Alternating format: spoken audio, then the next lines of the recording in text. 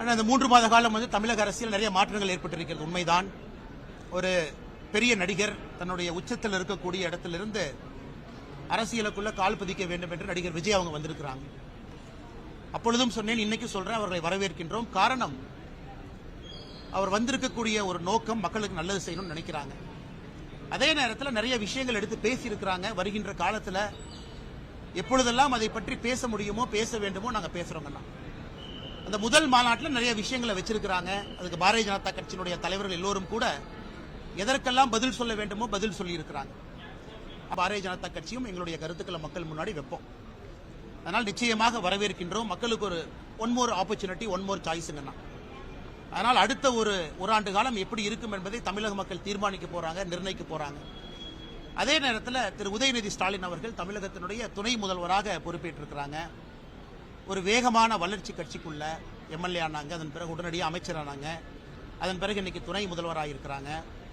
அதையும் பொறுத்திருந்து பார்க்கணும். ஏன்னா பாரதிய ஜனதா கட்சி தொடர்ந்து வைக்கக்கூடிய குற்றச்சாட்டு, திராவிட கட்சிகள், குறிப்பாக இதில் திராவிட முன்னேற்ற கழகம் எப்பொழுதும் ஒரு குடும்பத்தை சார்ந்திருக்கு, வெளியிருந்து வரக்கூடிய டேலண்ட் அங்கே குறைஞ்சிருச்சு, டேலண்ட் பூல் குறைய குறைய ஒரு குடும்பத்தை சார்ந்து அந்த கட்சி தன்னை நடத்தி கொண்டிருக்கிறது தொடர்ந்து வைக்கக்கூடிய குற்றச்சாட்டு இன்னைக்கு அவங்க உண்மைன்னு சொல்லியிருக்கிறாங்க. அதே போல உதயநிதி ஸ்டாலின் அவர்களுடைய செயல்பாடு வருகின்ற காலத்தில் துணை முதல்வராக எங்கே அவரை விமர்சிக்க வேண்டுமோ நிச்சயமாக விமர்சிப்போம், நன்றாக செயல்பட்டால் நிச்சயமாக பாராட்டுவோம். அதே நேரத்தில் மூன்றாவது இன்னொன்று பார்த்தீங்கன்னா, பாரதிய ஜனதா கட்சி அகில இந்திய அளவில் ஹரியானாவில் ஒரு பெரிய வெற்றியை பெற்றிருக்கிறது, மகாராஷ்டிராவில் ஒரு சரித்திரம் காணாத ஒரு வெற்றியை பெற்றிருக்கிறது. அதுவும் கூட ஒரு நார்த் ஸ்டேட், ஒரு சவுத் ஸ்டேட், இரண்டும் ஒரு மிக முக்கியமான ஒரு விஷயம். அதுவும் லோக்சபா தேர்தலில் மகாராஷ்டிராவில் நாம் வாங்கியிருக்கக்கூடிய எம்பிக்களை பார்த்தீங்க, இன்னைக்கு அசம்பிளியில் நீங்கள் பார்த்துருக்கிறீங்க. அது அப்படியே மாறி களம் மாறி இருக்கிறது. ஹரியானாவில் நாம் வாங்கியிருக்கக்கூடிய எம்பியை பார்த்தீங்க, இன்னைக்கு லோக்சபா பார்த்தீங்க, இன்னைக்கு அசம்பிளி பார்க்குறீங்க. இதெல்லாம் கூட இந்திய அளவில் பாரதிய ஜனதா கட்சி இன்னும் வலிமையாக எல்லா மாநிலத்திலும் கூட முதன்மை கட்சியாக இருக்கிறது என்பதை மறுபடியும் ஊர்ஜிதம் செய்திருக்கின்றோம். அதே நேரத்தில் ஒரு பெரிய 3 மாத காலமாக இந்தியா முழுவதும் கோடிக்கணக்கான தொண்டர்கள் பாரதிய ஜனதா கட்சியில் தன்னை உறுப்பினராக இணைத்திருக்கின்றார்கள். தமிழகத்திலும் பெரிய எண்ணிக்கையில் இணைஞ்சிருக்கிறாங்க. இப்ப அமைப்பு தேர்தல் ஆரம்பமாயிருக்கிறது. இந்தியாவில் இன்னைக்கு ஜனநாயக கட்சியாக இருக்கக்கூடிய ஒரே கட்சி பாரதிய ஜனதா கட்சி. உறுப்பினர்கள் இணைந்த பிறகு ஒரு கட்டத்திலும் தேர்தல் நடத்தி கிளை தலைவரிலிருந்து மாநில தலைவர் வரை தொண்டர்களால் தேர்ந்தெடுக்கப்பட்டு அதன் பிறகு தேசிய தலைவர் தேர்ந்தெடுக்கப்படுறாங்க. இதெல்லாம் பாரதிய ஜனதா கட்சி எல்லா அரசியல் கட்சிகளுக்கு முன்பு ஒரு பாடத்தை சொல்லி இருக்கின்றோம், சொல்லிக் கொண்டிருக்கின்றோம். ஒரு உண்மையான ஜனநாயக கட்சி. இதெல்லாம் அந்த 3 மாத காலத்தில் மக்கள் முன்னாடி இருக்குங்கண்ணா. கேளுங்கண்ணா. சார், விஜயனுடைய அந்த அரசியல் வருகை என்பது பாஜகவுடைய அந்த அரசியல் வியூகத்துக்கு பாதிப்பு ஏற்படுமா, ஓட்டு வங்கியை பாதிப்பு ஏற்படுமா? அண்ணா, நான் ஏற்கனவே சொன்னது போன அரசியல்ல வெளியே யார் என்ன நினைக்கிறாங்க, எப்படி வர்றாங்க, என்ன பேசுறாங்க, அது உங்க கண்ட்ரோல் இல்லைங்கண்ணா. விஜய் அவர்களை பொறுத்தவரை தமிழகத்தில் இன்னைக்கு திராவிட கட்சிகள் பேசக்கூடிய அதே சித்தாந்தத்தை தான் விஜய் அவங்க பேசுறாங்க. புதிதாக எதுவும் இல்லை. நாங்கள் எங்கள் இடத்துல பத்திரமா நிற்கிறோம். எங்களுடைய பாதங்கள் வலிமையாக தாங்கி நிற்குது.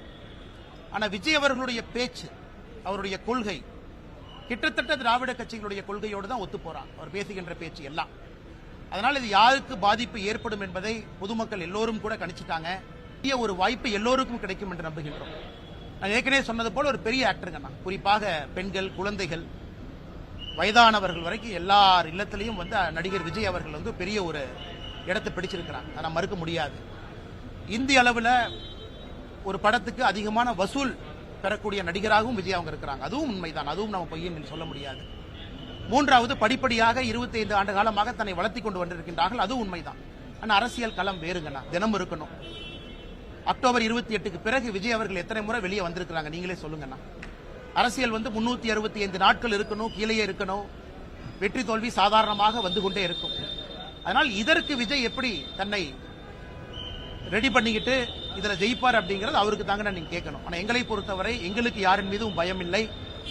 ஏன்னா இன்னைக்கு திராவிட கட்சிகள் 3ஆக பிரிந்திருப்பதாக நான் பார்க்கின்றேன். தமிழகத்தை பொறுத்தவரை திராவிட கட்சிகளுக்கு இருக்கக்கூடிய ஓட்டு என்பது 3ஆக இன்னைக்கு பிரிஞ்சிருக்கு. பாரதிய ஜனதா கட்சியினுடைய தேசிய வாக்கு என்பது இன்னைக்கு அதிகமாயிட்டு போகுது. அதனால் விஜய் அவர்களை நிச்சயமாக நாங்கள் வரவேற்கின்றோம். ஏன்னா புதியவர்களை நம்ம யாரும் தடுக்க கூடாதுங்கண்ணா. கொள்கை நிறைய விஷயங்கள் சொல்லுவாங்க. சில இடத்துல நிச்சயமா பாரதிய ஜனதா கட்சி எதிர்த்து பேசுவாங்க. அது அரசியல் என்பது நடக்கத்தான் செய்யுங்கண்ணா. அப்பொழுது நாங்கள் காரணம் சொல்ற இடத்துல நாங்கள் சொல்றோம். விஜய் அவர்களை கேள்வி கேட்கின்ற இடத்துல நாங்கள் கேள்விகள் கேட்கிறோம். அமைச்சர் செந்தில் பாலாஜி கோவை திரும்ப வந்து அமைச்சராக பொறுப்பமைக்கப்படலாம் சிறந்த செயல்பாடுகள் இருக்காங்க.